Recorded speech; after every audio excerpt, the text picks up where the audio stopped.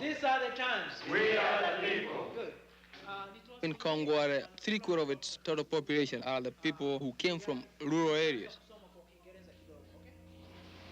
The reason why people come to Kawangware has to do with looking for a job. But when they come to Kawangware, they don't find a job. They remain there hoping to get a job in future. They don't go back to where they came from.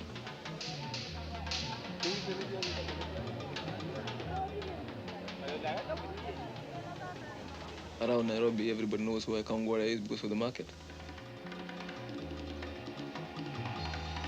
It's like a meeting place, you know, where the rural people bring their produce and they sell to these people who are from downtown. And then they take the money back with them to their own home. That means they don't leave any money in Kawangware.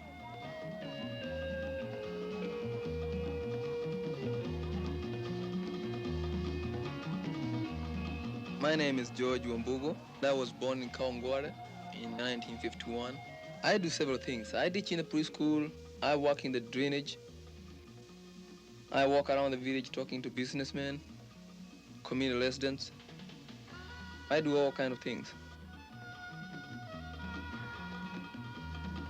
What I do with the children is I try to encourage them to attend the Kawangware Youth Corps.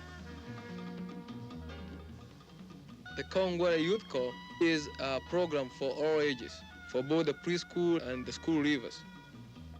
The parents see a self-confidence within those kids, that I am a Kawangwarean and I belong to this society no matter how poor it is. This is my home. You will be proud too to hear your kid telling you that he is the greatest and you are the greatest. There's a kind of self-understanding between you and your children. No matter how poor you are, there is always possibility for your own existence if you care.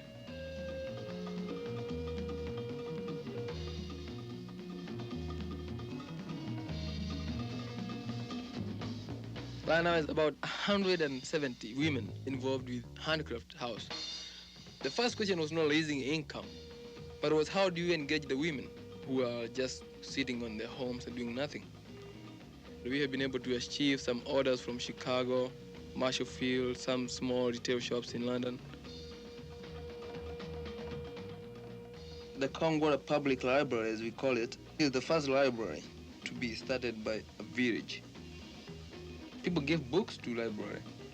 People have seen that nothing is impossible. We started the demonstration urban farm to provide the basic methods of farming, like farming green beans. We have cucumber, lettuce, tomato, radish. We have exported beans to Europe.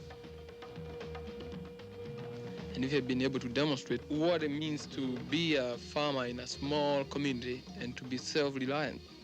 These people can be teachers of the next farmers.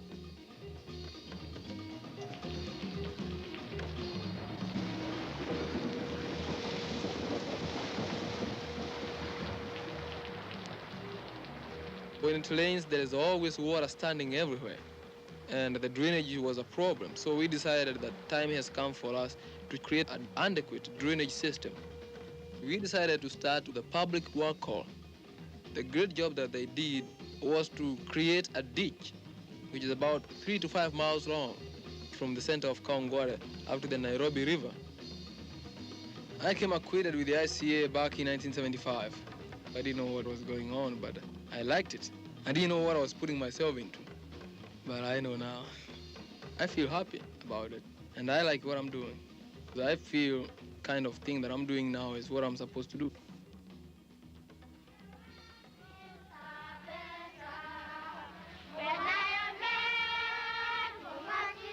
When I am men go marching in, it's when those kids go marching in.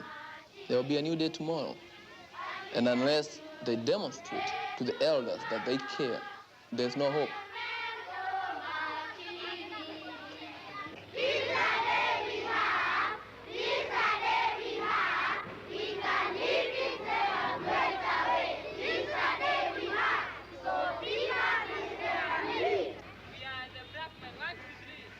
And we have decided that time has come for the KYC to stand by itself. We held a PTA, which is a Parent Teachers Association. We said, time has come for you and me to decide what to do. And you don't have to feel because I paid 10, he pays 3 and she pays 50 cents, there's any difference because this is not their problem, it's not your problem, but it is our problem. KYC now support itself. It pays its house rent, it pays its teachers, and buys its book.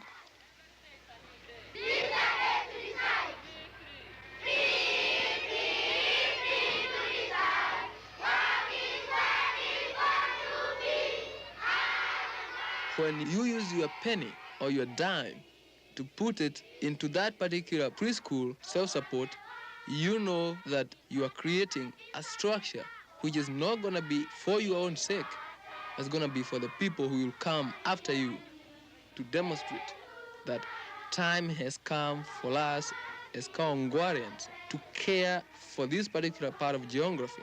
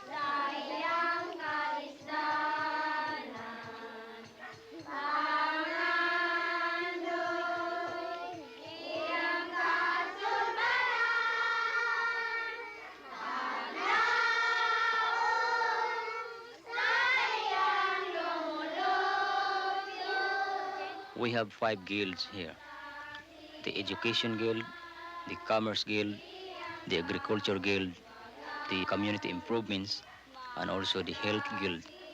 Many people engage in that guild. There's a plan and there's a schedule.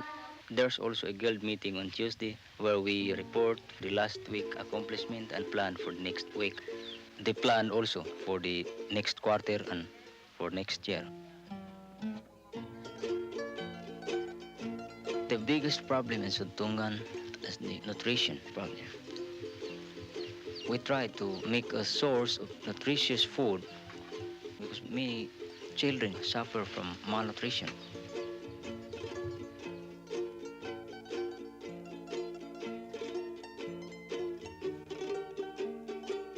Many people have no works and just sit down there in their house to make rope, and it's not sufficient work for the daily needs of their families. There's no way to move them from that because of the illiteracy of those people, and because some people here had high pride to what I learned from them, that our progress, our success depend on us. If we will not move together, we will not be a successful community.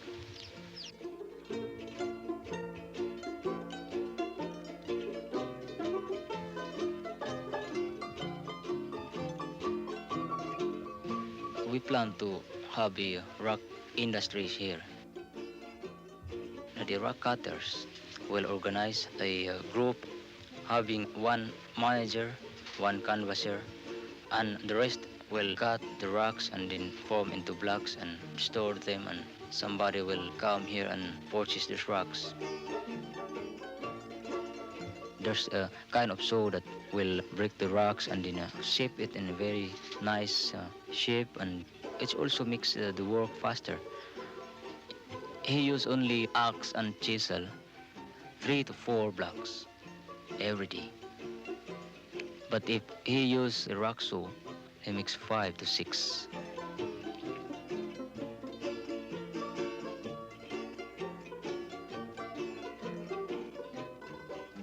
Bori Factory solves the problems of the youth here in Suntungan.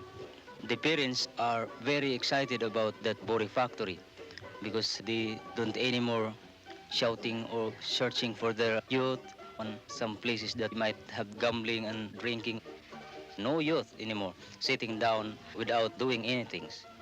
To share their income, we turn back 1 peso for each piece to community for the expansion of that Bori Factory. First Saturday, almost 300 people attended that work days. They are all very excited in that. That's the sign of our helping together, and we move corporately in that time. I try to explain people some advantages if we work together, some difficulties if we work on individually, and some sure success if we move hand by hand, shoulder by shoulder. I tell you frankly that before I was a salesman. I did not even think of those people around me. When the IC lands here and having a consultation, it reminds me. I noticed that there's some power that keeps me caring of people around me. So when it comes that I decide to move, I volunteer all the programs here.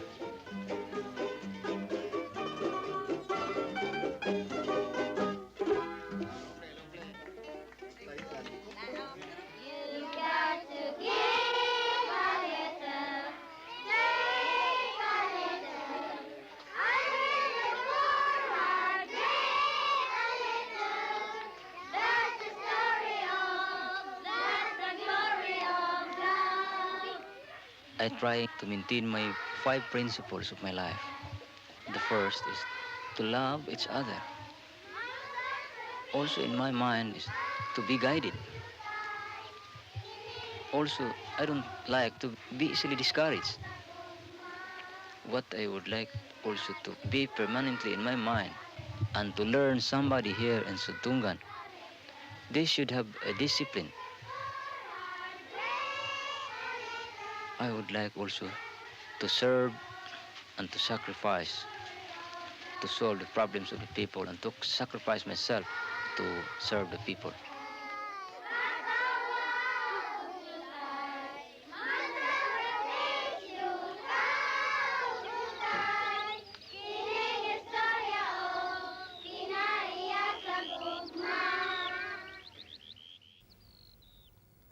I hope you now share my excitement and hope for the disenfranchised masses in the world. This quick look shows that extensive development is not just a wishful dream. It has not only been demonstrated as possible, but it can be dramatically speeded up if we can but effectively share and more extensively use the approaches that have been proven to work. I am convinced the resources are available if we but apply them in the appropriate manner. Embodying and releasing the human spirit in many ways was Gandhi's life's work and dream for the future, and the Institute of Cultural Affairs, with the support of United Nations agencies, companies, and countless individuals, have formulated a program for giving that dream form on a global scale. Its success will require the talents and resources of many, many more, though. Your help can make a dramatic difference by not only contributing to our planet's survival, but by practically enabling our collective humanity.